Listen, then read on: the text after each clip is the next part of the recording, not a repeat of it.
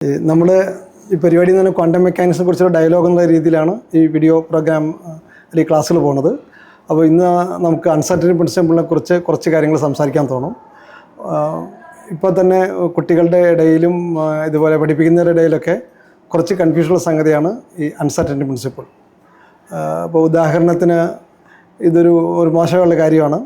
Uncertainty principle ഉള്ളതുകൊണ്ട് quantum മെക്കാനിക്സിൽ ഒന്നും തന്നെ നമുക്ക് കൃത്യമായിട്ട് പ്രെഡിക്റ്റ് ചെയ്യാൻ പറ്റില്ല.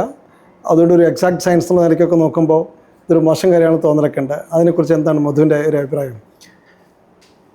നമ്മൾ അൺസർട്ടനിറ്റി എന്താണെന്നുള്ളത് പറഞ്ഞു കൊണ്ട് ആണ് നമ്മൾ തുടങ്ങിയത്. അപ്പോൾ അത് നമ്മൾ അവതരിപ്പിച്ച രീതി ഒന്ന് ആലോചിച്ചാൽ നമുക്ക് മനസ്സിലാവും. അൺസർട്ടനിറ്റി എന്നുള്ളൊരു സങ്കല്പം നമുക്ക് ഇമ്പോർട്ടൻ്റായി വരുന്നത്, പ്രസക്തമായിട്ട് വരാൻ കാരണം ന്യൂട്ടൻ്റെ കാലം മുതൽക്ക് നമ്മൾ ഫിസിക്സിൽ പ്രത്യേകിച്ച് മെക്കാനിക്സ് വിശദീകരിക്കുന്ന ഒരു രീതിയുണ്ട്. ആ രീതി മുന്നോട്ട് പോകാൻ എന്ത് തടസ്സമുണ്ട് എന്ന് പറയാൻ വേണ്ടിയിട്ടാണ് അൺസർട്ടനിറ്റി പ്രിൻസിപ്പിൾ മുന്നോട്ട് പോയി, അല്ലെങ്കിൽ അതിന് എന്ത് പോരായ്മ അതിനുണ്ട് എന്ന് പറയലാണ് ശരിക്ക് അൺസർട്ടനിറ്റി പ്രിൻസിപ്പിൾ ചെയ്യുന്നത്. ഇപ്പം ന്യൂട്ടൻ്റെ രീതിയിൽ പറയുമ്പോൾ, ന്യൂട്ടൻ്റെ രീതിയിൽ ചലനം കൃത്യമായിട്ട് വിശദീകരിക്കണമെങ്കിൽ, പ്രവചിക്കണമെന്നുണ്ടെങ്കിൽ, പ്രെഡിക്റ്റ് ചെയ്യണമെന്നുണ്ടെങ്കിൽ നമുക്ക് ഇനിഷ്യൽ സ്റ്റേറ്റ് അറിയണം. അതിനുവേണ്ടി ഈ പറഞ്ഞ പൊസിഷനും മൊമെൻറ്റവും രണ്ടും ഒരേ സമയത്ത് കൃത്യം അറിയണം. അല്ലെങ്കിൽ അത് അറിയാനുള്ള മാർഗം നമ്മുടെ കയ്യിൽ ഉണ്ടാവണം. അതുണ്ടെങ്കിൽ മാത്രമേ ന്യൂട്ടൻ്റെ രീതിയിൽ നമുക്ക് മുന്നോട്ട് പോയിട്ട് ചലനത്തെ വിശദീകരിക്കാൻ പറ്റൂ. അപ്പോൾ അത് സാധ്യമല്ല എന്നുള്ളതാണ് അൺസർട്ടനിറ്റി പ്രിൻസിപ്പിൾ ചൂണ്ടിക്കാണിക്കുന്നത്. അപ്പോൾ അൺസർട്ടനിറ്റി എന്നുള്ള വാക്ക് അനിശ്ചിതത്വം, ഒന്നും അറിയാൻ വയ്യാത്തൊരവസ്ഥ എന്നൊക്കെ ഭാഷയിൽ സൂചിപ്പിക്കുമെങ്കിലും അതല്ല ശരിക്ക് ക്വാണ്ടം തിയറിയിൽ അത് സൂചിപ്പിക്കുന്നത്. ന്യൂട്ടൻ്റെ കാലം മുതൽക്ക് നമ്മൾ പിന്തുടർന്നു വന്ന രീതി ഇനി പിന്തുടരണമെങ്കിൽ അതിൽ അനിശ്ചിതത്വങ്ങൾ വരും എന്നുള്ളതാണ് അത് സൂചിപ്പിക്കുന്ന ഒരു പ്രധാനപ്പെട്ട കാര്യം. അതിൻ്റെ അർത്ഥം ഇനി അങ്ങോട്ട് സുനിശ്ചിതമായിട്ടുള്ള രീതിയിൽ ഒന്നും തന്നെ പറയാൻ പറ്റില്ല എന്നുള്ളതല്ല. ക്വാണ്ടം തിയറിയെ പറ്റി നമ്മൾ കൂടുതലായി മനസ്സിലാക്കുമ്പോൾ നമുക്ക് പഠിക്കാൻ പറ്റുന്നൊരു കാര്യവും, ക്വാണ്ടം തിയറിയിൽ സുനിശ്ചിതമായിട്ടുള്ള രീതിയിൽ പ്രവചനങ്ങൾ കൊടുക്കാനുള്ള മാർഗങ്ങളുണ്ട്. പക്ഷേ അത് ന്യൂട്ടൺ കണ്ടെത്തിയ മാർഗങ്ങളല്ല, ന്യൂട്ടൻ്റെ വിശദീകരണങ്ങൾക്ക് ആവശ്യമായ കാര്യങ്ങളല്ല, അത് പൂർണ്ണമായിട്ടും വ്യത്യസ്തമായ വേറെ ചില കാര്യങ്ങളാണെന്നുള്ളതാണ്. അതാണ് നമ്മൾ ക്വാണ്ടം തിയറിയിലേക്ക് വരുന്നത്. കുറച്ച് ക്ലാരിറ്റിക്ക് വേണ്ടി എൻ്റെ കാര്യം ചോദിക്കാം. ഇപ്പോൾ നമ്മൾ ന്യൂട്ടൻ്റെ സിദ്ധാന്തം അല്ലെങ്കിൽ ക്ലാസിക്കൽ സിദ്ധാന്തം വെച്ചിട്ടാണ് നമ്മുടെ സോളാർ സിസ്റ്റത്തിലുള്ള പ്ലാനറ്റ്സിൻ്റെ മൂവ്മെൻ്റൊക്കെ പറയുക. ഇപ്പോൾ ചന്ദ്രൻ എവിടെയായിരിക്കും അല്ലെങ്കിൽ ഭൂമി എവിടെയായിരിക്കും, അത് വെച്ചിട്ട് നമ്മൾ എക്ലിപ്സൊക്കെ പ്രെഡിക്റ്റ് ചെയ്യും. അത് ഏതാണ്ട് കൃത്യമായിട്ട് നമുക്ക് പറ്റുന്നുണ്ട്. ഇപ്പോൾ ഒരു 1000 വർഷം കഴിഞ്ഞിട്ട് ഭൂമി എവിടെയായിരിക്കും, ചന്ദ്രൻ എവിടെയായിരിക്കും എന്ന് ചോദിച്ചു കഴിഞ്ഞാൽ പറയാൻ പറ്റും. പക്ഷേ ഒരു ആറ്റത്തിൻ്റെ കാര്യം എടുക്കുകയാണെങ്കിൽ, ഇപ്പോൾ കാർബൺ ആറ്റം, അതിൽ ഒരു 5-6 ഇലക്ട്രോൺ ഉണ്ട്. ആ ഇലക്ട്രോണിൽ ഓരോന്നും എവിടെയായിരിക്കും എന്നുള്ളത് നമുക്ക് പറയാൻ പറ്റില്ല എന്നാണ് ഒരു അൺസർട്ടനിറ്റി പറയുന്നത്. അപ്പോൾ എൻ്റെ ഒരു ചോദ്യം ഇതാണ്, അത് ഇലക്ട്രോണുകൾക്ക് പൊസിഷൻ ഉണ്ട്, പക്ഷേ നമുക്ക് കണ്ടെത്താൻ പറ്റില്ല എന്നാണ് പറയേണ്ടത്, അതോ ഇലക്ട്രോണുകൾക്ക് കൃത്യമായിട്ട് പൊസിഷൻ എന്നൊരു സങ്കല്പം തന്നെ തെറ്റാണെന്നാണോ? എങ്ങനെയാണത് നമ്മളൊന്ന് അവതരിപ്പിക്കേണ്ടത്? നമുക്ക് ക്വാണ്ടം തിയറിയിലേക്ക് വരുമ്പോൾ നമുക്ക് ഇലക്ട്രോണുകൾക്ക് പൊസിഷൻ പറയാൻ പറ്റില്ല എന്നുള്ളതിനപ്പുറത്ത് ഇലക്ട്രോണിൻ്റെ ചലനം അല്ലെങ്കിൽ ഇലക്ട്രോണിൻ്റെ കേസിൽ നമ്മൾ വിശദീകരിക്കേണ്ട കാര്യങ്ങൾ വിശദീകരിക്കാൻ പൊസിഷൻ പോലൊരു കാര്യമല്ല ആവശ്യം എന്നുള്ളതാണ് അതിൽ സൂചിപ്പിക്കുന്നത്. യഥാർത്ഥത്തിൽ അതാണ് നമ്മൾ കാണാൻ പോകുന്നത്. നമ്മൾ ക്വാണ്ടം തിയറിയിലേക്ക് എത്തുമ്പോൾ അതാണ് കാണാൻ പോകുന്നത്. മറ്റ് ചില കാര്യങ്ങളാണ് ആവശ്യം. പൊസിഷൻ, മൊമെൻറ്റം എന്നുള്ള തരത്തിലുള്ള കാര്യങ്ങളെക്കാൾ മറ്റ് ചില കാര്യങ്ങളാണ് ഇലക്ട്രോണിൻ്റെ ചലനം വിശദീകരിക്കാൻ നമുക്ക് ആവശ്യമായി വരിക എന്നുള്ളതാണ് അവിടെ സൂചിപ്പിക്കുന്നത്. അതിൻ്റെ അർത്ഥം പൊസിഷനെ സംബന്ധിച്ച് ഒരു വിവരവും നമുക്ക് കിട്ടില്ല എന്നുള്ളതല്ല. അത് കിട്ടാൻ സാധ്യതയുണ്ട്. പലപ്പോഴും ഏറെ കൃത്യതയോടെ അല്ലെങ്കിൽ വലിയ കൃത്യതയോടെ, വളരെ കൃത്യമായിട്ടല്ലെങ്കിലും വലിയ കൃത്യതയോടെ തന്നെ നമുക്കത് അറിയാൻ മാർഗങ്ങളുണ്ട്. അത്തരം പരീക്ഷണങ്ങളും നമുക്ക് ചെയ്യാൻ സാധിക്കും. പക്ഷെ അപ്പോഴൊരു സംശയം എന്താണെന്ന് വെച്ചാൽ, ഇപ്പോൾ സോളാർ സിസ്റ്റത്തിൽ ഒരു പ്ലാനറ്റിൻ്റെ ചിത്രം, ഇപ്പോൾ ജൂപ്പിൻ്റെ ചിത്രം വേണമെന്ന് വെച്ച് കഴിഞ്ഞാൽ നമ്മൾ വോയേജറിലൊക്കെ പോയിട്ട് നല്ല ഫോട്ടോഗ്രാഫി എടുത്തിട്ടുണ്ട്. ഒരു ആറ്റത്തിൻ്റെ ഇലക്ട്രോണൊക്കെ ഇറങ്ങുന്നതിൽ അങ്ങനെ ഒരു പിക്ചർ നമുക്ക് എടുക്കാൻ പറ്റില്ല, എത്ര ഉപകരണം ഉപയോഗിച്ചാലും. അപ്പോൾ അങ്ങനെ ഒരു ചിത്രം ഉണ്ട്, നമുക്ക് എടുക്കാൻ പറ്റില്ല എന്നുള്ളതല്ലല്ലോ പറയേണ്ടത്. അതോ അങ്ങനെ അതിന് ഡെഫിനറ്റ് ആയിട്ടുള്ള പൊസിഷൻ നമ്മൾ അല്ലെങ്കിൽ തെറ്റായുള്ള ചോദ്യമാണ് നമ്മൾ ചോദിക്കണം എന്നാണ് പറയേണ്ടത്. അതെ, ഒരു തരത്തിൽ തെറ്റായിട്ടുള്ള ചോദ്യമാണ് അത് ചോദിക്കുന്നത്, വേണമെങ്കിൽ പറയാം. പക്ഷേ ഇനി അഥവാ എന്നാൽ അത് പരിപൂർണമായിട്ട് തെറ്റല്ല. ആ ചോദ്യത്തിന് ഉത്തരം കണ്ടെത്താൻ ശ്രമിച്ചാൽ നമുക്ക് ഉത്തരം കണ്ടെത്താം. പക്ഷെ ആ ഉത്തരം ന്യൂട്ടൻ്റെ സാഹചര്യങ്ങളിൽ നമ്മൾ അറിയുന്ന പോലെ ഒരു പ്രത്യേക വാല്യൂ, പൊസിഷൻ എന്ന് പറഞ്ഞാൽ ഒരു പ്രത്യേക നമ്പർ, ഒരു പ്രത്യേക പൊസിഷനോ അല്ലെങ്കിൽ ഒരു പ്രത്യേക പൊസിഷനോട് അടുത്തുള്ള കുറച്ച് പൊസിഷൻ വാല്യൂസോ മാത്രം ആവണമെന്നില്ല അത് കിട്ടുന്നത്. അതിൽ വലിയ വ്യതിയാനങ്ങൾ കാണാം. ഇലക്ട്രോണിൻ്റെ പൊസിഷൻ കാണാൻ നമ്മൾ നടത്തുന്ന പരീക്ഷണങ്ങളിലെല്ലാം കിട്ടുന്ന പൊസിഷൻ വാല്യൂസിൽ വലിയ വ്യതിയാനങ്ങൾ കാണാൻ സാധ്യതയുണ്ട്.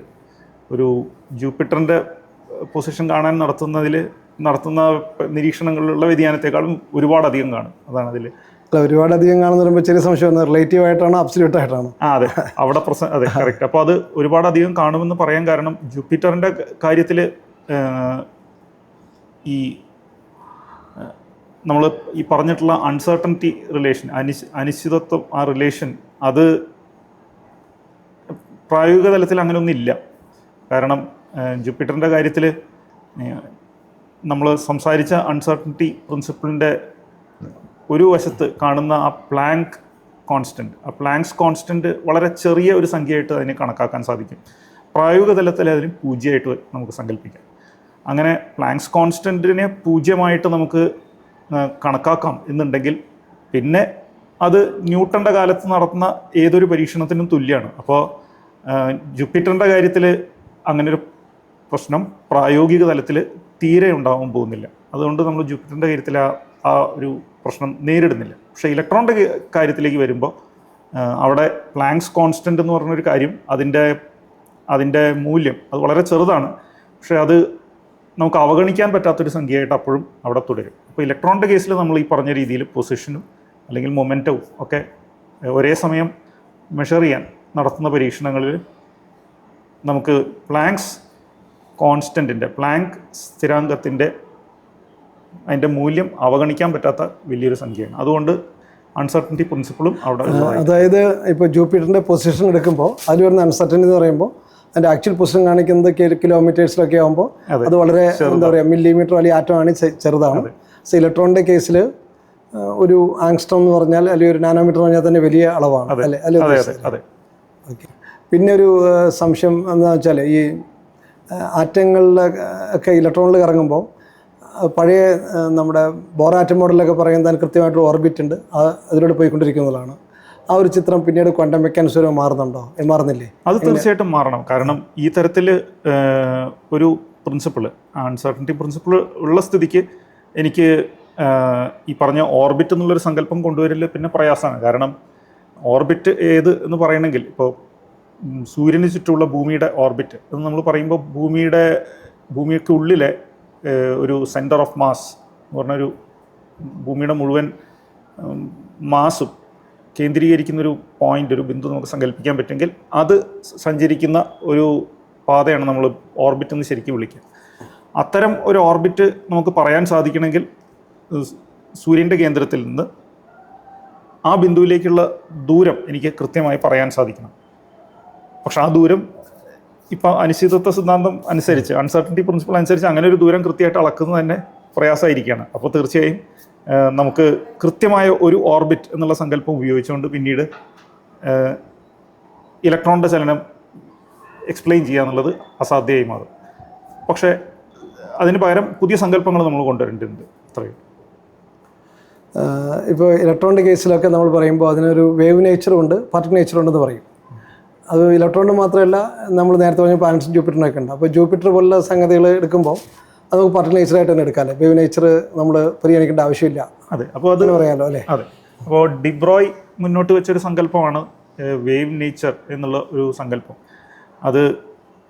അതുപയോഗിച്ച് നമുക്ക് ഭാരമുള്ള വസ്തുക്കൾ, നമുക്ക് ഏതെങ്കിലും തരത്തിലൊരു പാർട്ടിക്കിളായിട്ട് പരിഗണിക്കാൻ പറ്റുന്ന ഏതൊരു വസ്തുവിനും അതിന് മാസ് ഉണ്ടെങ്കിൽ തീർച്ചയായും അതിനും അല്ലെങ്കിൽ അതുമായി ബന്ധപ്പെട്ടൊരു വേവ് ലെങ്ത്ത് നമുക്ക് പറയാൻ പറ്റും എന്നുള്ളൊരു സങ്കല്പമാണ്. അതായത് അങ്ങനെ ഭാരമുള്ള വസ്തുക്കളെ തന്നെ, അത് ചലിച്ചുകൊണ്ടിരിക്കുന്ന ഭാരമുള്ള വസ്തുക്കൾക്ക് ഒരു തരംഗ സ്വഭാവം കൂടി ഉണ്ട് എന്നുള്ളൊരു ഒരു കാര്യമാണ് ഡിബ്രോയ് മുന്നോട്ട് വയ്ക്കുന്നത്. അങ്ങനെ ഡിബ്രോയ് ആ തരംഗദൈർഘ്യത്തിൻ്റെ ഡിബ്രോയുടെ എക്സ്പ്രഷൻ, ഡിബ്രോയ് കൊടുക്കുന്ന ഫോർമുല, അത് പ്ലാങ്ക്സ് കോൺസ്റ്റൻറ്റിനെ പാർട്ടിക്കിളിൻ്റെ മൊമെൻറ്റം കൊണ്ട് ഡിവൈഡ് ചെയ്താൽ കിട്ടുന്ന ആ സംഖ്യ, അതാണ് ഡിബ്രോയുടെ വേവ് ലെങ്ത്. അപ്പോൾ ജൂപ്പിറ്ററിൻ്റെ കേസിലൊക്കെ ഈ മൊമെൻറ്റം വളരെ കൂടുതലായതുകൊണ്ട് വേവ് ലെങ്ത് വളരെ കുറവായിരിക്കും, അതുകൊണ്ട് ആ വേവ് നേച്ചർ നമുക്ക് കാണാൻ പറ്റില്ല. അങ്ങനെയാണ് ജൂപ്പിറ്റർ പോലെ വളരെ വലിയൊരു ഗ്രഹത്തിൻ്റെ മാസ് തന്നെ വളരെ വലിയൊരു സംഖ്യയാണ്. അത് കൂടാതെ അതിൻ്റെ വെലോസിറ്റിയും വലിയൊരു സംഖ്യ തന്നെയാണ്. അപ്പോൾ അതുകൊണ്ട് അതിൻ്റെ മൊമെൻറ്റം നമുക്ക് കാണാൻ സാധിക്കുന്ന മൊമെൻറ്റം തീർച്ചയായും ഒരു ഓർഡർ ഓഫ് മാഗ്നിറ്റ്യൂഡ് എനിക്ക് കൃത്യമായി പറയാൻ പറ്റില്ലെങ്കിൽ കൂടി അത് വലിയൊരു സംഖ്യയായിരിക്കും, ഹ്യൂജ് ആയിട്ടുള്ളൊരു നമ്പറായിരിക്കും. അങ്ങനെയുള്ളൊരു ഒബ്ജക്റ്റിന് അതിൻ്റെ വേവ് ലെങ്ത് നമ്മൾ കണ്ടാൽ പ്രായോഗിക തലത്തിൽ നമുക്ക് അളന്നെടുക്കാൻ പറ്റുന്നതിലും വളരെ ചെറിയൊരു സംഖ്യയായിരിക്കും. അപ്പോൾ അത് നമ്മളെ സംബന്ധിച്ചിടത്തോളം അതിൻ്റെ തരംഗദൈർഘ്യം 0 ആണെന്നുള്ളത് കണക്കാക്കേണ്ടി വരും. അപ്പോൾ തരംഗദൈർഘ്യം 0 ആണെങ്കിൽ പിന്നെ അതിന് തരംഗ സ്വഭാവം ഇല്ലാത്തതായിട്ടാണ് നമ്മൾ കണക്കാക്കേണ്ടത്. അപ്പോൾ ഒരു ആറ്റത്തിൽ ഇലക്ട്രോണിൻ്റെ കേസിലൊക്കെ അതിൻ്റെ വേവ് ലെങ്ത് പറഞ്ഞാൽ ഏതാണ്ട് ആറ്റത്തിൻ്റെ സൈസൊക്കെ തന്നെ വരും അല്ലേ? അതെ. അപ്പോൾ ഇലക്ട്രോണിൻ്റെ കേസിൽ പക്ഷേ തീർച്ചയായും ഇലക്ട്രോണിൻ്റെ മാസ് വളരെ ചെറിയൊരു സംഖ്യയാണ്. ഈ പറഞ്ഞ SI യൂണിറ്റ്സിൽ പറയുകയാണെങ്കിൽ അത് 10⁻⁻31 കിലോഗ്രാം, അത്രയും ചെറിയ സംഖ്യയാണ്. പക്ഷേ വെലോസിറ്റി കൂടുതലായിരിക്കും. വെലോസിറ്റി കൂടുതലാണെങ്കിൽ കൂടി അത് തീർച്ചയായിട്ടും ലൈറ്റിൻ്റെ സ്പീഡിനേക്കാൾ, പ്രകാശത്തിൻ്റെ സ്പീഡിനേക്കാൾ താഴെയാവണം ഏത് സാഹചര്യത്തിലായാലും. അത്രയും വലിയ വെലോസിറ്റി ഉണ്ടെങ്കിൽ കൂടി അതിൻ്റെ മൊമെൻറ്റം നമ്മൾ കണ്ടു നോക്കുമ്പോൾ മൊമെൻറ്റം SI യൂണിറ്റ്സിൽ അപ്പോഴും ചെറിയൊരു സംഖ്യയായിരിക്കും. അതുകൊണ്ട് ഈ ഡിബ്രോയ് വേവ് ലെങ്ത് നമ്മൾ കാണുമ്പോൾ തീർച്ചയായും പ്ലാങ്ക്സ് കോൺസ്റ്റൻറ്റിന് ഈ ചെറിയ മൊമെൻറ്റം കൊണ്ട് ഹരിച്ച് കഴിയുമ്പോൾ കിട്ടുന്ന സംഖ്യ നമുക്ക് അപ്പോഴും അളന്നെടുക്കാൻ പറ്റുന്ന അത്ര പല പരീക്ഷണങ്ങളിലും നമുക്ക് അളന്നെടുക്കാൻ പറ്റുന്ന തരത്തിലുള്ള ഒരു സംഖ്യയായിരിക്കും. അതുകൊണ്ട് നമുക്ക് അതിൻ്റെ തരംഗദൈർഘ്യം ഒരു പരിധിവരെ കാണാൻ പറ്റുന്നതാണ് പ്രതീക്ഷ. അത് കണ്ടിട്ടുമുണ്ട്, അങ്ങനെ ഒരു ഒബ്സർവേഷൻ നടന്നിട്ടുണ്ട്. നമുക്കറിയാവുന്ന പോലെ ഡേവിസൺ ജർമർ എക്സ്പെരിമെൻ്റ് അതിൻ്റെ ഒരു ആദ്യത്തെ ഒരു ശ്രമമായിരുന്നു അത് കണ്ടെത്താനുള്ളത്. അതിൽ ആ എക്സ്പെരിമെൻറ്റിൻ്റെ റിസൾട്ട് അതെത്ര നല്ല ആക്യുറസിയിൽ ചെയ്തതാണെന്നുള്ള ചോദ്യമൊക്കെ നമുക്ക് വിശേഷിപ്പിക്കാൻ പറ്റുമെങ്കിലും അതിൻ്റെ ആ റിസൾട്ട്, ആ പരീക്ഷണത്തിൻ്റെ ഫലം വളരെ തൃപ്തികരമായിരുന്നു. ഇലക്ട്രോണിന് അങ്ങനെ ഒരു തരംഗ സ്വഭാവം ഉള്ളതായി തന്നെയാണ് ആ പരീക്ഷണത്തിൽ നമ്മൾ കാണുന്നത്. പിന്നെ ഒരു പ്രശ്നമുള്ളത്, നമ്മൾ പാർട്ടിക്കിൾ നേച്ചർ എടുക്കുമ്പോൾ ഒരു പൊസിഷൻ ഇവിടെയാണ് അല്ലെങ്കിൽ ഇവിടെയാണെന്ന് പറയാൻ പറ്റും. വേവ് എന്ന് പറയുമ്പോൾ അതിങ്ങനെ സ്പ്രെഡ് ചെയ്ത് ഉള്ള സംഗതിയാണല്ലോ. ഇപ്പോൾ ഒരു കുളത്തിൽ വേവ് നടക്കുകയാണെങ്കിൽ അതിന് ഇന്ന പൊസിഷൻ കൃത്യമായിട്ട് പറയാൻ പറ്റില്ല, അത് വേവ് ഇങ്ങനെ സ്പ്രെഡ് ചെയ്തുള്ള സംഗതിയായിരിക്കും. ഈ പാർട്ടിക്കിൾ എന്ന് പറയുമ്പോൾ ഒരു സ്ഥലത്താണ് അത് നിൽക്കണമെന്ന് പറയാൻ പറ്റും. അപ്പോൾ ഇത് രണ്ടും കൂടി എങ്ങനെ ഒരുമിച്ച് ശരിയാവും? ഈ പാർട്ടിക്കിൾ നേച്ചറും വേവ് നേച്ചറും കൂടിയും എങ്ങനെയാണ് അതെങ്ങനെയാണ് നമ്മളൊരു സ്റ്റുഡൻറ്റിന് വിശദീകരിച്ച് കൊടുക്കുക? ഇതിൻ്റെ പരീക്ഷണങ്ങൾ കുറച്ച് യഥാർത്ഥത്തിൽ ഇതിൻ്റെ പരീക്ഷണം കൃത്യമായി ഈ ചോദ്യത്തിൻ്റെ ഒരു പരീക്ഷണം ഏതാണെന്ന് ചോദിച്ചാൽ അത് വിശദീകരിക്കാൻ പറ്റുന്ന ഏറ്റവും നല്ല പരീക്ഷണം യങ്സ് ഡബിൾ സ്ലിറ്റ് എക്സ്പെരിമെൻ്റാണ്. അപ്പോൾ അതിൽ കൃത്യമായി ഈ ചോദ്യത്തിന് തന്നെ ഉത്തരം നമ്മൾ കണ്ടെത്താൻ നോക്കുന്നത്. യങ്ങിൻ്റെ ഒറിജിനൽ പരീക്ഷണം ലൈറ്റ് വെച്ചിട്ടായിരുന്നല്ലോ, ഇത് ഇലക്ട്രോൺ വെച്ച് ചെയ്യുന്ന കാര്യമാണോ പറയുന്നത്? അതെ, യങ്ങിൻ്റെ ഒറിജിനൽ പരീക്ഷണം അത് ക്ലാസിക്കൽ പരീക്ഷണമാണ്. അതിൽ ഒന്നും ക്വാണ്ടം സ്വഭാവങ്ങൾ കാണിക്കുന്ന ഒന്നും ഇതിലില്ല. പക്ഷേ അതേ പരീക്ഷണം നമ്മൾ ഇലക്ട്രോൺ പോലെ ഒരു മാസുള്ള ഒരു ഒബ്ജക്റ്റ് വെച്ച്, ഇലക്ട്രോൺ അല്ലെങ്കിൽ മറ്റേതെങ്കിലും എലമെൻ്ററി പാർട്ടിക്കിളോ അതുപോലെ ഈവൻ ഒരു പക്ഷേ ആറ്റംസ് വെച്ചിട്ടോ താരതമ്യേന ചെറിയ മാസുള്ള ഏത് മൈക്രോസ്കോപ്പിക് പാർട്ടിക്കിൾ വെച്ചും അത് ചെയ്യാൻ നമ്മൾ ശ്രമിച്ചാൽ അവിടെ തരംഗ സ്വഭാവം ഉള്ളതായിട്ട് നമുക്ക് കാണാൻ സാധിക്കും. പക്ഷേ അതിലുള്ള ഈ തരംഗ സ്വഭാവത്തിൻ്റെ പ്രത്യേകത, തരംഗ സ്വഭാവം കാണാൻ നമ്മൾ അറേഞ്ച് ചെയ്യുന്ന ഏതൊരു എക്സ്പെരിമെൻറ്റിലും കണികാ സ്വഭാവം, പാർട്ടിക്കിൾ നേച്ചർ കാണുകയില്ല. നേരെ തിരിച്ചും പാർട്ടിക്കിളിൻ്റേതായിട്ടുള്ള സ്വഭാവങ്ങൾ കാണാൻ നമ്മൾ സെറ്റ് ചെയ്യുന്ന ഒരു പരീക്ഷണത്തിലും തരംഗ സ്വഭാവവും കാണാൻ സാധിക്കില്ല. ഇത് അപ്പോൾ ആ തരത്തിൽ ആണ് ഈ ഇലക്ട്രോണിൻ്റെ അപ്പോൾ ഒരു സമയം ചോദിച്ചോട്ടെ, ഇപ്പോൾ ഡബിൾ സ്ലിറ്റ് എക്സ്പെരിമെൻ്റ് ചെയ്യുമ്പോൾ നമ്മൾ വരുന്നത് ഇലക്ട്രോൺസിൻ്റെ ഫ്ലോ ആണ്, ഇലക്ട്രോൺസ് വരുന്നു, എന്നിട്ട് ഡബിൾ സ്ലിറ്റ് ഇൻ്റർഫറൻസ് ഉണ്ടാവുക എന്ന് വെച്ചാൽ അത് വേവ് നേച്ചറാണ്. പക്ഷേ അവസാനം നമ്മളത് ഒരു ഫോട്ടോഗ്രാഫ് എടുക്കാമെന്ന് കരുതി കഴിഞ്ഞാൽ ആ ഫോട്ടോഗ്രാഫി ഇപ്പോൾ ഇലക്ട്രോണിക് CCD ക്യാമറ പോലെയാണെങ്കിലും ഫിലിം ആണെങ്കിലും അത് അവിടെ ഇലക്ട്രോണിനെ അബ്സർവ് ചെയ്യണം. അപ്പോൾ അവിടെ പാർട്ടിക്കിൾ നേച്ചർ വരുന്നില്ലേ? അപ്പോൾ ഒരു എക്സ്പെരിമെൻറ്റിൽ തന്നെ ഈ ഇൻ്റർഫറൻസ് ഉണ്ടാകുന്നിടത്ത് വേവ് നേച്ചറും നമ്മൾ ഫോട്ടോഗ്രാഫി ചെയ്യുമ്പോൾ പാർട്ടിക്കിൾ നേച്ചറും വരുന്നില്ലേ? അതൊരു കോൺട്രാക്ഷൻ പോലെ തോന്നുന്നില്ലേ? ഇല്ല, അത് വളരെ വളരെ പ്രധാനപ്പെട്ട ഒരു ചോദ്യമാണ്. കാരണം ഈ പരീക്ഷണം ശരിക്കും എങ്ങനെയാണ് നടത്തേണ്ടത് എന്നുള്ളൊരു ചോദ്യം അത്. കാരണം ഇലക്ട്രോൺ നമുക്കറിയാം തോംസന്റെ എക്സ്പെരിമെന്റിൽ തന്നെ അതൊരു ഒരു പാർട്ടിക്കിളിൻ്റെതായിട്ടുള്ള സ്വഭാവം, അതിന് മാസ് ഉണ്ട്, പിന്നെ ചാർജ് ഉണ്ട് എന്നുള്ളതൊക്കെ തെളിഞ്ഞിട്ടുണ്ട്. അപ്പോൾ അതുകൊണ്ട് ഇതിനെ വേവായിട്ട് നമുക്ക് പരിഗണിക്കണമെന്നുണ്ടെങ്കിൽ പിന്നെ ഇതുപയോഗിച്ച് ഇതിൻ്റെ തരംഗ സ്വഭാവം, വേവ് നേച്ചർ കാണാൻ നടത്തുന്ന പരീക്ഷണം എങ്ങനെ നടത്തണം എന്നുള്ളൊരു ചോദ്യം വരും. അത് യഥാർത്ഥത്തിൽ ഇലക്ട്രോൺ ഏതെങ്കിലും സ്ക്രീനിൽ ഇപ്പോൾ നമ്മൾ ഈ യങ്സ് ഡബിൾ സ്ലിറ്റ് എക്സ്പെരിമെൻറ്റ് നമ്മളിപ്പോൾ അതിൻ്റെ ക്ലാസിക്കലായിട്ടുള്ള പരീക്ഷണം ഇപ്പോൾ സംസാരിച്ചിട്ടില്ല. ഒരുപക്ഷെ അതുകൂടി കേൾക്കുന്നവർക്കായിരിക്കും അത് വളരെ കൃത്യമായിട്ട് മനസ്സിലാവുക. ലൈറ്റ് വെച്ചത് നടത്തുമ്പോൾ നമുക്ക് നമ്മുടെ കണ്ണുകൾ കൊണ്ട് തന്നെ അത് കാണാൻ പറ്റും. ലൈറ്റ് വേവ്സ് ഒന്നിലധികം സ്ലിറ്റുകളിലൂടെ, ദ്വാരങ്ങളിലൂടെ വന്ന് മറുവശത്ത് വെച്ചിട്ടുള്ള അറേഞ്ച് ചെയ്ത് വെച്ചിട്ടുള്ള സ്ക്രീനിൽ വന്ന് വീഴുമ്പോൾ ഒരു പാറ്റേൺ, ഒന്നിടവിട്ടുള്ള ഡാർക്ക് ബ്രൈറ്റ് പാറ്റേൺസ് വരുന്നതായി കാണാം. അതിനെ നമ്മൾ ഇൻ്റർഫിയറൻസ് പാറ്റേൺ എന്ന് വിളിക്കും. അത് നമുക്ക് നഗ്ന നേത്രങ്ങൾ കൊണ്ട് തന്നെ കാണാം ഒരു പരിധി വരെ. പക്ഷേ ഇലക്ട്രോൺ വന്ന് വീഴുമ്പോൾ ഇലക്ട്രോൺ നമ്മുടെ കണ്ണുകൾക്ക് ഡിറ്റക്റ്റ് ചെയ്യാൻ പറ്റുന്ന ഒന്നും ഒരു കാര്യമല്ല.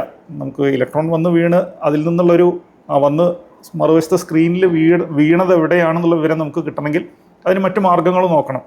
അപ്പോൾ സാറ് പറഞ്ഞതുപോലെ അവിടെ ഒരു സിൻറ്റിലേഷൻ കൗണ്ടറോ മറ്റോ അവിടെ അറേഞ്ച് ചെയ്താൽ മാത്രമേ അത് കാണാൻ പറ്റൂ. അപ്പോൾ ആ പരീക്ഷണം എങ്ങനെ നടത്തണം എന്നുള്ളൊരു ചോദ്യം വേറെ തന്നെ ഉണ്ട്. യഥാർത്ഥത്തിൽ അവിടെ അതിൻ്റെ ഉത്തരം, നമ്മൾ ഒന്നിലധികം ഇലക്ട്രോൺസ് വെച്ചാണ് ആ പരീക്ഷണം നടത്തുന്നതെങ്കിൽ നമുക്ക് ഇലക്ട്രോണിൻ്റെ ഇപ്പോൾ ലൈറ്റിൻ്റെ സാഹചര്യത്തിലാണെങ്കിൽ ലൈറ്റിൻ്റെ ബ്രൈറ്റ്നെസ് ആണ് നമ്മൾ നോക്കുക. ബ്രൈറ്റ് സ്പോട്ടും ബ്രൈറ്റ്നെസ് കുറഞ്ഞിട്ടുള്ള ഡാർക്ക് സ്പോട്ടും വെച്ചാൽ നോക്കുക. അതേ സാഹചര്യത്തിൽ ഇലക്ട്രോൺസ് വെച്ച് നോക്കുമ്പോൾ ഒരു പോയിന്റിൽ അല്ലെങ്കിൽ ഒരു റീജിയനിൽ ആ സ്ക്രീനിൻ്റെ ഒരു ഭാഗത്ത് വന്ന് വീഴുന്ന ഇലക്ട്രോണുകളുടെ എണ്ണം തന്നെയാണ് നമ്മൾ നോക്കുന്നത്. അപ്പോൾ ലൈറ്റിൻ്റെ കേസിലുള്ള ഇൻറ്റൻസിറ്റി, അതാണ് നമ്മൾ ബ്രൈറ്റ്നെസ് എന്ന് പറയുന്ന കാര്യം. ആ ബ്രൈറ്റ്നെസ്സിൻ്റെ സ്ഥാനത്ത് വന്നു വീഴുന്ന ഇലക്ട്രോണുകളുടെ എണ്ണമാണ് ഇവിടെ എണ്ണി നോക്കേണ്ടത്. ആ എണ്ണത്തിനെ ഇലക്ട്രോൺസിൻ്റെ ഇൻറ്റൻസിറ്റി ആയിട്ട്, ആ ഇലക്ട്രോൺസിനെ ഒരു വേവായി നമ്മൾ സങ്കല്പിക്കുകയാണെങ്കിൽ അതിൻ്റെ ബ്രൈറ്റ്നെസ് ആയിട്ട് ആ എണ്ണത്തിനെ തന്നെ പരിഗണിക്കണം എന്നുള്ളതാണ് അവിടുത്തെ സങ്കല്പം. വേവായിട്ടുള്ളത് ഓരോ ഇലക്ട്രോണായിട്ട് ഇട്ട് കഴിഞ്ഞാൽ എങ്ങനെ ഉണ്ടാവുക? അതെ, അപ്പോൾ അത് വളരെ പ്രധാനപ്പെട്ട ഒരു പരീക്ഷണമാണ്. ഇത് ശരിക്കും ഈ എക്സ്പെരിമെൻ്റ് ആദ്യമായിട്ട് പ്രപ്പോസ് ചെയ്യുന്നത് റിച്ചർഡ് ഫൈൻമാൻ ആണ്. അപ്പോൾ റിച്ചർഡ് ഫൈൻമാൻ്റെ ഈ സങ്കല്പം വളരെ വിശദമായിട്ട് ഫൈൻമാൻ ലെക്ചേഴ്സിൽ തന്നെ അതിൻ്റെ 3ാം വോള്യൂമിൽ കൊടുത്തിട്ടുണ്ട്. അത് പിന്നെയും അതിനെ ഒരുപാട് വികസിപ്പിക്കാവുന്നതാണ്. ശരിക്കും ക്വാണ്ടം തിയറി പഠിക്കാൻ ആഗ്രഹിക്കുന്ന ആരും തുടങ്ങേണ്ട ഒരു പുസ്തകം റിച്ചർഡ് ഫൈൻമാൻ ലെക്ചേഴ്സിൻ്റെ വോള്യൂം 3 തന്നെയാണെന്ന് ഞാൻ പറയുള്ളൂ. അതിൻ്റെ ഒരു സാധ്യത എന്താണെന്ന് വെച്ചാൽ അത് നമ്മളെ ക്വാണ്ടം തിയറി പഠിപ്പിച്ചു തുടങ്ങും. പിന്നെ നമ്മളെ ക്വാണ്ടം തിയറി നമ്മുടെ മനസ്സിൽ വെച്ച് തന്നെ പരീക്ഷിച്ച് പുതിയ സാധ്യതകൾ അതിൽ ആലോചിച്ച് കണ്ടെത്താനും അതിനെ ആ പരീക്ഷണത്തെ തന്നെ വികസിപ്പിക്കാനുള്ള ഒരു ഓപ്ഷൻ അതിൽ തരുന്നുണ്ടെന്ന് തോന്നുന്നു. അപ്പം ഞാൻ സാഹചര്യവശാൽ അത് പറഞ്ഞു എന്നേ ഉള്ളൂ ഇവിടെ. അപ്പോൾ ഫൈൻമാൻ ഈ കാര്യം പ്രത്യേകം പറയുന്നുണ്ട്. ഓരോ ഇലക്ട്രോൺ വെച്ച് നമുക്ക് ഈ പരീക്ഷണം എങ്ങനെ ചെയ്യാം. അതായത് ഒരു ഇലക്ട്രോണിനെ വിട്ടു, അവിടെ രജിസ്റ്റർ ചെയ്യപ്പെട്ടതിന് ശേഷം അടുത്ത ഇലക്ട്രോണിനെ വിട്ടു. അപ്പോൾ എങ്ങനെ ചെയ്യാം എന്നുള്ളത് ചോദിക്കുന്നുണ്ട്. നമ്മൾ ആകെ ശ്രദ്ധിക്കേണ്ട ഒരു കാര്യം, നമ്മൾ അയക്കുന്ന ഓരോ ഇലക്ട്രോണും അയക്കുന്ന സാഹചര്യത്തിൽ ഒരേ സ്റ്റേറ്റിൽ, ഒരേ അവസ്ഥയിൽ പ്രിപ്പയർ ചെയ്ത് വിടുന്ന ഒന്നാവണം എന്നുള്ളതാണ്. അതായത് ആദ്യം അയച്ച ഇലക്ട്രോൺ ഏത് അവസ്ഥയിലാണ് ഞാൻ അതിൻ്റെ സോഴ്സിൽ നിന്ന് അയച്ചത് അതേ അവസ്ഥയിൽ തന്നെ ഞാൻ അവസ്ഥ എന്നുള്ളത് ഇപ്പോൾ പൂർണ്ണമായിട്ട് ആ അർത്ഥത്തിൽ പറയുന്നില്ല. കാരണം അവസ്ഥ, സ്റ്റേറ്റ് എന്നുള്ള വാക്കാണ് ഞാൻ ഉപയോഗിക്കേണ്ടത്. പക്ഷേ സ്റ്റേറ്റ് ഇലക്ട്രോണിൻ്റെ കേസിൽ വരുമ്പോൾ നമ്മൾ ഓൾറെഡി അൺസർട്ടനിറ്റി പ്രിൻസിപ്പിൾ നമുക്ക് പറഞ്ഞു തന്നൊരു കാര്യം, അതിൻ്റെ പൊസിഷനും മൊമെൻറ്റവും പറഞ്ഞാൽ സ്റ്റേറ്റ് പറയാമെന്നുള്ള ഒരു ചിന്ത ഇനി ഉപേക്ഷിക്കണം എന്നുള്ളതാണ്. അപ്പോൾ സ്റ്റേറ്റ് പറയാൻ മറ്റു മാർഗ്ഗങ്ങൾ നമുക്ക് വേണം. അതെന്താണെന്നുള്ളതിലേക്ക് നമ്മൾ വന്നിട്ടില്ല. പക്ഷെ അങ്ങനെ ഒരു മാർഗ്ഗം ഉണ്ടെങ്കിൽ, പക്ഷേ ആ സ്റ്റേറ്റുകളെല്ലാം ഐഡൻറ്റിക്കൽ ആയിരിക്കണം. അങ്ങനെ ഒരു മാർഗ്ഗത്തിൽ നമുക്ക് സ്റ്റേറ്റ് എന്താണെന്ന് ഐഡൻറ്റിഫൈ ചെയ്യാൻ പറ്റുമെങ്കിൽ എല്ലാം ഐഡൻറ്റിക്കൽ സ്റ്റേറ്റിൽ പറഞ്ഞയക്കുന്ന ഇലക്ട്രോൺസ് ആവണം. അങ്ങനെ നമുക്ക് ഒന്നിലധികം ഇലക്ട്രോൺസിനെ അയക്കാം, പിന്നാലെ ആവശ്യത്തിന് ഒരു ഗ്യാപ്പ് കൊടുത്തുകൊണ്ട് അയക്കാം. അപ്പം അങ്ങനെ ആ പരീക്ഷണം നമുക്ക് റിപ്പീറ്റ് ചെയ്ത് കഴിയുമ്പോൾ വീണ്ടും നമുക്ക് മറുവശത്തുള്ള സ്ക്രീനിൽ ഒരു പാറ്റേൺ കാണാൻ സാധിക്കും. കാരണം ഈ വരുന്ന ഇലക്ട്രോണുകളെല്ലാം സ്ക്രീനിൽ ഒരേ പോയിന്റിലല്ല വീഴുക, അത് ഡിസ്ട്രിബ്യൂട്ടഡ് ആയിട്ടാണ് വരിക. എന്നിട്ട് വീണ്ടും നമുക്ക് പോയി നോക്കാൻ സാധിക്കും ഒരു പോയിന്റിൽ അല്ലെങ്കിൽ ഒരു റീജിയനിൽ, ഈ സ്ക്രീനിൻ്റെ ഏതെങ്കിലും ഒരു ഭാഗത്ത് വന്ന് വീണിട്ടുള്ള ഇലക്ട്രോൺസിൻ്റെ എണ്ണം എത്രയാണ്. ആ എണ്ണം തന്നെയാണ് പിന്നെയും നമ്മൾ ബ്രൈറ്റ്നസ് ആയിട്ട് എടുക്കേണ്ടത്. അപ്പോൾ ഈ പരീക്ഷണം ഒരു ഇലക്ട്രോൺ വെച്ചും ചെയ്യാം. ഏറ്റവും രസകരമായി കുറച്ചൊരു 10 ഇലക്ട്രോൺ മാത്രം വിടുന്നെങ്കിൽ പാറ്റേൺ ഉണ്ടാവണമെന്നില്ല. ഒരു 1000-10,000 ഇലക്ട്രോൺ വിടുമ്പോഴായിരിക്കും ഈ പാറ്റേൺ കാണാൻ പറ്റുക. അതെ, പാറ്റേൺ വളരെ കൃത്യമായി കാണണമെങ്കിൽ നമ്മൾ ആ പരീക്ഷണം ഓരോ ഇലക്ട്രോൺ ആയിട്ട് അയക്കുന്ന ആ പരീക്ഷണം തന്നെ ഒരു 1000 അല്ലെങ്കിൽ 10,000 അല്ല, ഒരു പക്ഷേ ലക്ഷക്കണക്കിന് തവണ റിപ്പീറ്റ് ചെയ്യുമ്പോഴാണ് നല്ലൊരു പാറ്റേൺ നമുക്ക് കാണാൻ സാധിക്കും. അപ്പോൾ അതിലൊരു സംശയം വരാവുന്നതേ, ഇപ്പോൾ നമ്മൾ മൊത്തം ഒരു 10,000 ഇലക്ട്രോണിന് വിട്ടാണെന്ന് വിചാരിക്കുക. അപ്പോൾ ആദ്യം 5,000ത്തിന് വിടുന്നു, പിന്നെ ഒരു 5,000ത്തിന് വിടുന്നു, അങ്ങനെ നമ്മൾ വിചാരിക്കുക. അപ്പോൾ ആദ്യം 5,000ത്തിന് വിടുമ്പോൾ ഒരു സ്ലിറ്റ് അടച്ചു വയ്ക്കുന്നു, മറ്റേ സ്ലിറ്റ് പൊക്കോട്ടെ എന്ന് വിചാരിക്കുന്നു. പിന്നെ ഈ സ്ലിറ്റ് തുറക്കും, മറ്റത് അടയ്ക്കുകയും ചെയ്തിട്ട് അങ്ങനെ ചെയ്താലും 2 സ്ലിറ്റ് ഒരുമിച്ച് തുറന്നു വയ്ക്കുന്ന തമ്മിൽ ഒരു വ്യത്യസ്തമായ റിസൾട്ടിലേക്ക് കിട്ടുക.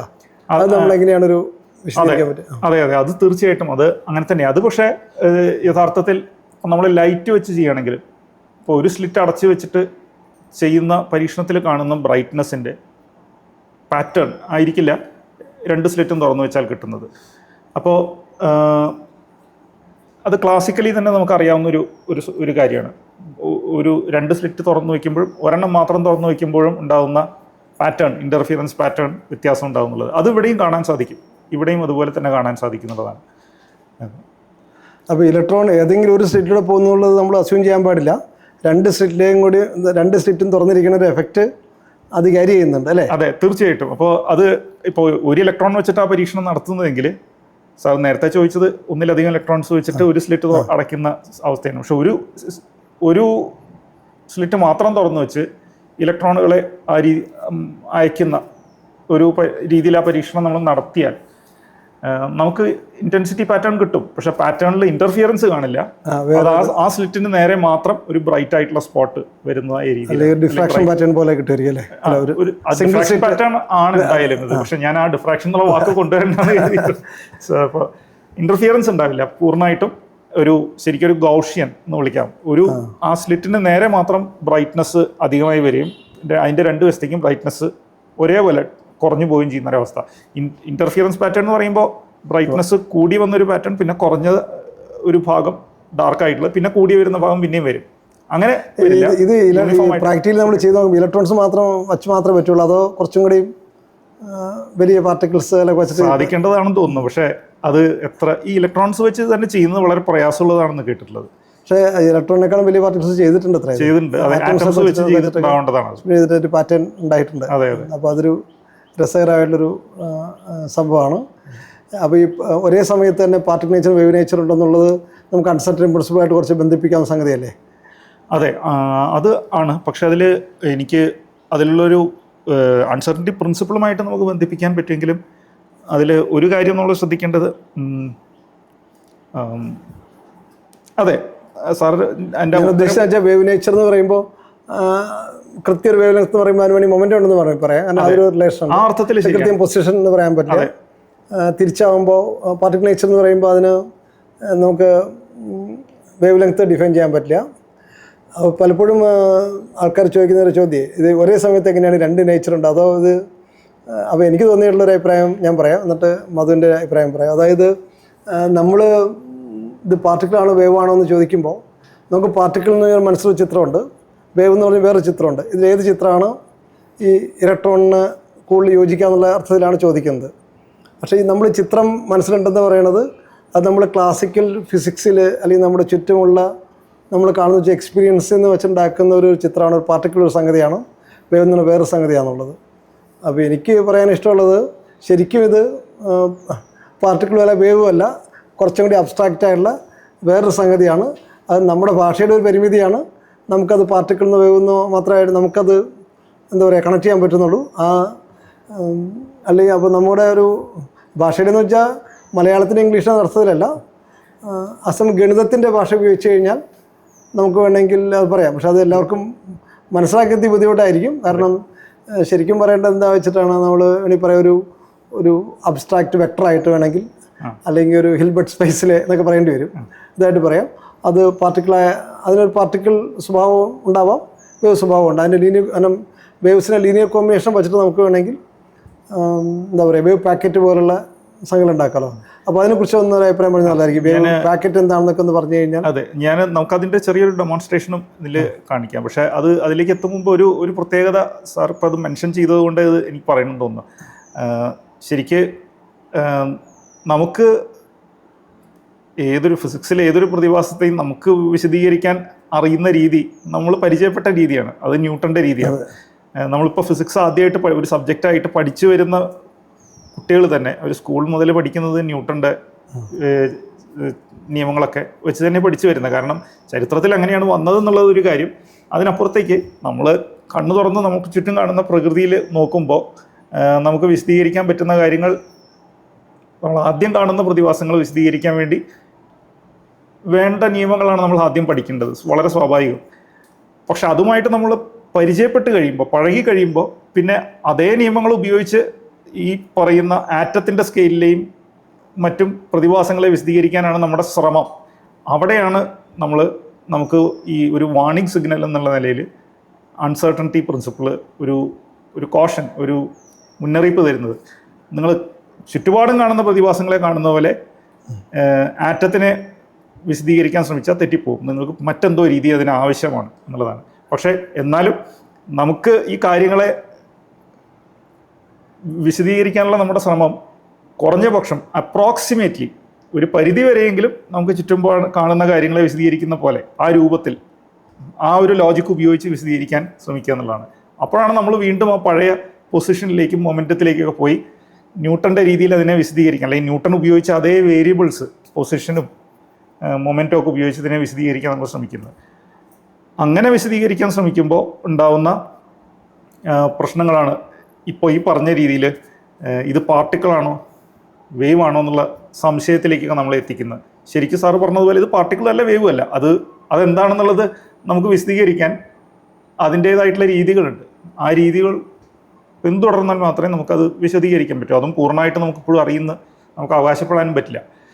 പക്ഷെ തീർച്ചയായിട്ടും അത് പാർട്ടിക്കിളിൻ്റെയോ അല്ലെങ്കിൽ വേവിൻ്റെയോ രീതികൾ തന്നെയാണെന്ന് നിർബന്ധം പിടിക്കാൻ തീർച്ചയായും പറ്റില്ല നമുക്ക്. അല്ലെങ്കിൽ ഇത് രണ്ടും മാത്രമേ ആവാൻ പറ്റുള്ളൂ എന്ന് പിടിക്കാൻ പറ്റില്ല. അപ്പോൾ ഇതിൻ്റെ ഡെമോൺസ്ട്രേഷനിലേക്ക് അങ്ങനെ ഡെമോൺസ്ട്രേഷൻ കാണിക്കുകയാണെങ്കിൽ നന്നായിരിക്കും. അതെ,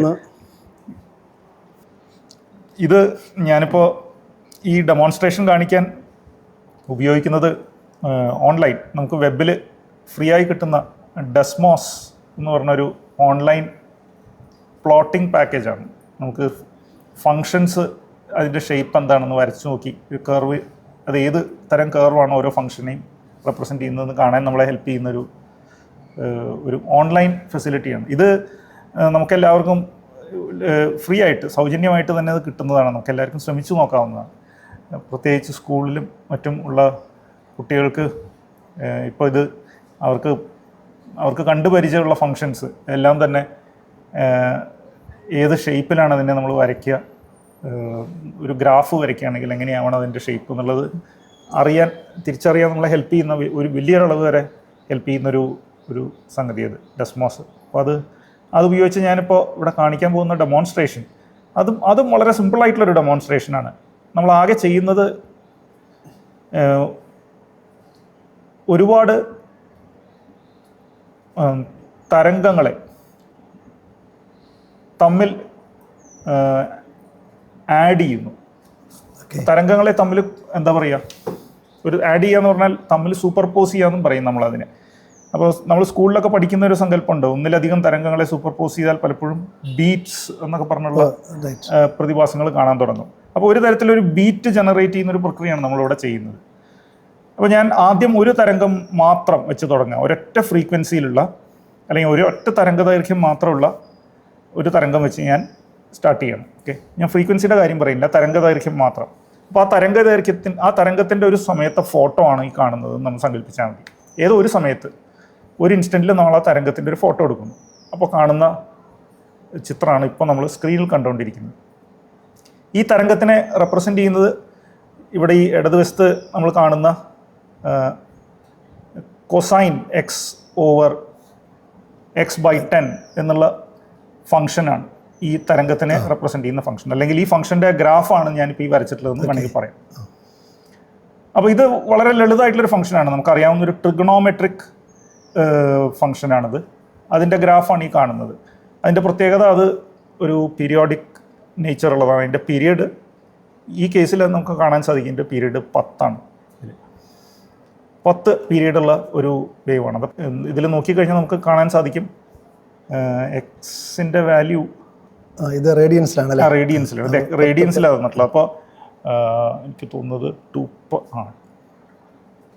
2π മുകളിലും താഴെയാണ്. അപ്പോൾ ഏകദേശം 2π × 10, അപ്പോൾ 20π ആണ് ഇതിൻ്റെ പീരിയഡ്. അപ്പോൾ 20π എന്ന് പറയുമ്പോൾ ഏകദേശം അത് 60 സംതിങ് വരും. അതെ, 62.8 അങ്ങനെ എന്തോ വരും. അപ്പോൾ 62.8 ദൂരം സഞ്ചരിക്കുമ്പോൾ അത് വീണ്ടും റിപ്പീറ്റ് ചെയ്യുന്നതായി കാണാൻ സാധിക്കും. അപ്പോൾ ഇവിടെ ഈ പോയിന്റിലാണ് ഇപ്പോൾ 62.8. ഇത് നിങ്ങൾക്ക് കാണാം 20π. ഓക്കെ, ആ 20πയിലെ വാല്യൂ 0 അതേ വാല്യൂവിന് തുല്യമാണ്. അപ്പോൾ അതിന് അത് പീരിയോഡിക് ആണെന്ന് പറയാം. ഞാൻ പഴയ രീതിയിൽ തന്നെ വയ്ക്കാം.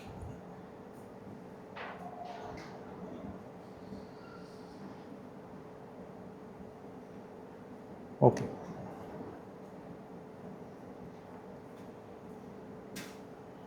ഓക്കെ. അപ്പോൾ ഇതിപ്പോൾ ഒരൊറ്റ വേവാണ്, ഒരു കൊസൈൻ വേവ് ആണ് ഞാൻ ഇവിടെ ഡെമോൺസ്ട്രേറ്റ് ചെയ്യുന്നത്. ഇനി ഞാൻ ഈ തരത്തിലുള്ള ഒന്നിലധികം കൊസൈൻ വേവ്സ് തമ്മിൽ സൂപ്പർപോസ് ചെയ്യുക എന്ന് പറഞ്ഞാൽ നമ്മൾ ഇപ്പോൾ ആദ്യം ഈ കാണിച്ചിട്ടുള്ള തരം ഒന്നിലധികം കൊസൈൻ ഫങ്ഷൻസ് എടുത്ത് തമ്മിൽ ആഡ് ചെയ്യുന്നു, തമ്മിൽ കൂട്ടിയ ശേഷം എഴുതുന്നു. അങ്ങനെ കൂട്ടുമ്പോൾ ഒരു കാര്യം ഞാൻ ശ്രദ്ധിക്കും, ഓരോ കൊസൈൻ വേവിനും എനിക്കൊരു ആംപ്ലിറ്റ്യൂഡ് കൊടുക്കാൻ സാധിക്കും. ഇപ്പോൾ നമ്മളിപ്പോൾ കണ്ടുകൊണ്ടിരിക്കുന്ന കൊസൈൻ വേവിൻ്റെ ആംപ്ലിറ്റ്യൂഡ് 1 ആണ്, യൂണിറ്റി ആണ്. അപ്പോൾ അതുകൊണ്ടാണ് ഇത് നമ്മുടെ സ്കെയിലിൽ ഈ 0 നിന്ന് പരമാവധി യൂണിറ്റ് ഡിസ്റ്റൻസ് അവിടെയാണ് അതിൻ്റെ പീക്ക് വരുന്നത്, മാക്സിമം വരുന്നത് ഈ കൊസൈൻ വേവിൻ്റെ.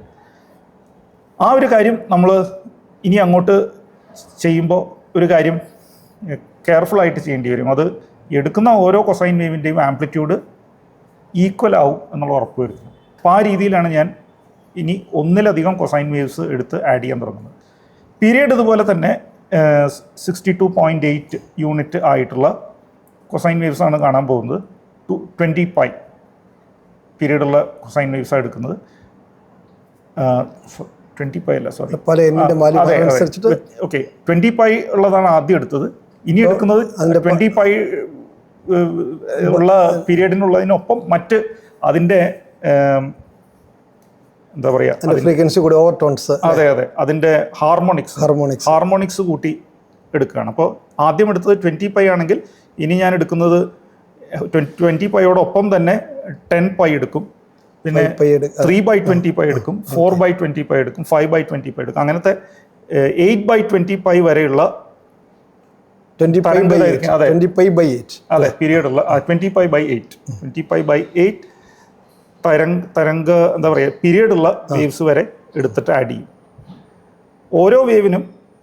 ഓരോ വേവിൻ്റെയും ആംപ്ലിറ്റ്യൂഡായിട്ട് ഞാൻ എടുക്കുന്നത് 1/√9 എന്നുള്ളൊരു സംഖ്യയാണ്. ആ സംഖ്യ എവിടെ നിന്ന് വന്നു എന്നുള്ളത് പറയാൻ എളുപ്പമാണ്. ഞാനിവിടെ 0 മുതൽ 8 വരെ, അതെ, 0 മുതൽ 8 വരെ 9 കൊസൈൻ ഫങ്ഷൻസാണ് ആഡ് ചെയ്യുന്നത്. 9 വേവുകളാണ് ഈ ആഡ് ചെയ്യുന്നത്. അപ്പോൾ ആ 9 എന്നുള്ള സംഖ്യയിൽ നിന്നാണ് എനിക്ക് 1/√9 എന്നുള്ള നമ്പർ ഞാൻ എടുക്കുന്നത്.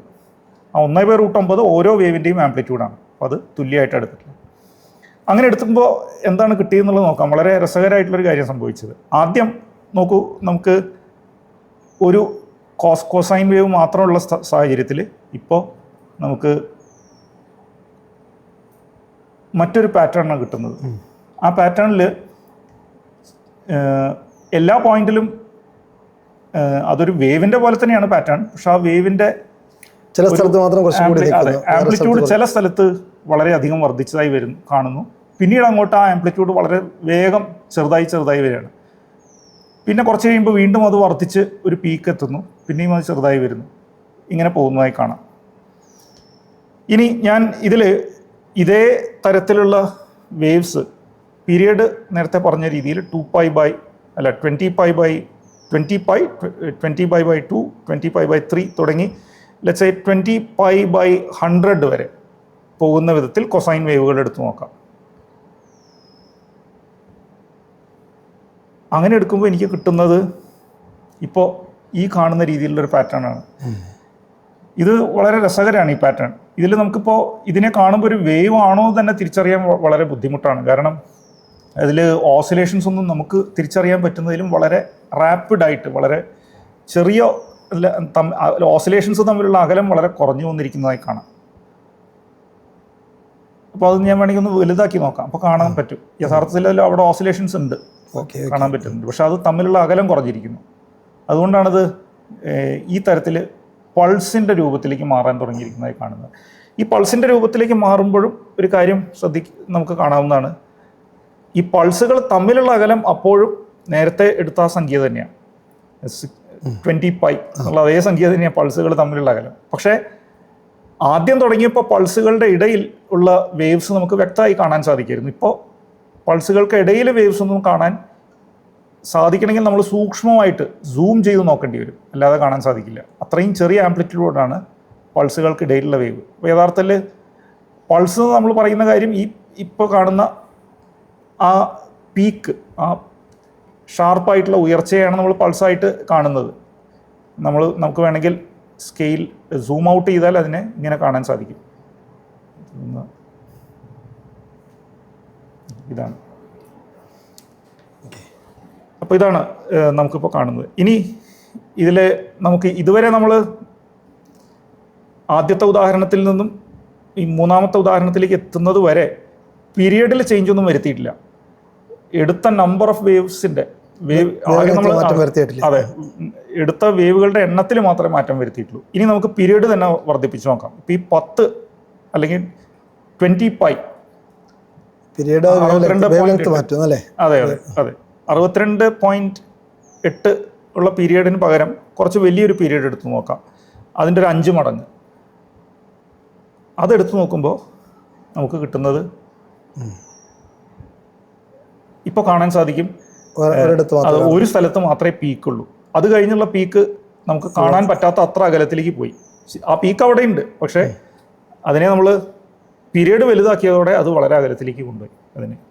അപ്പോൾ ഇൻ പ്രിൻസിപ്പിൾ ഈ പ്രക്രിയ ഞാൻ ഒരു വലിയ വേവ് നേച്ചർ ഏതാണ്ട് പതുക്കെ ഡിസപ്പിയർ ചെയ്തിട്ട് പാർട്ടിക്കിൾ എല്ലാം ഇവിടെ ഒരു മെറ്റീരിയൽ എല്ലാം ഈ പോയിന്റിൽ സീറോയിൽ ഇരിക്കുന്ന പോലെ തോന്നുന്നുണ്ട്. അതെ. അപ്പോൾ ഞാൻ ഈ വേവുകളുടെ എണ്ണം കൂട്ടി കൊണ്ടുവരികയും ഒരു വശത്ത് അതേസമയം ഈ പീരിയഡിൻ്റെ വാല്യൂ വർദ്ധിപ്പിച്ചു കൊണ്ടുവരികയും ചെയ്തപ്പോൾ അതുവരെ തരംഗത്തിൻ്റെ രൂപത്തിലുണ്ടായിരുന്ന കാര്യങ്ങളൊക്കെ പോയിട്ട് ഒരൊറ്റ സ്ഥലത്ത് ഒരു പീക്ക് മാത്രമായിട്ട് സംഗതികളൊക്കെ മാറി. ഇപ്പം നമുക്ക് കാണാൻ സാധിക്കും ഒരൊറ്റ സ്ഥലത്ത് പീക്ക് മാത്രമേ ഉള്ളൂ.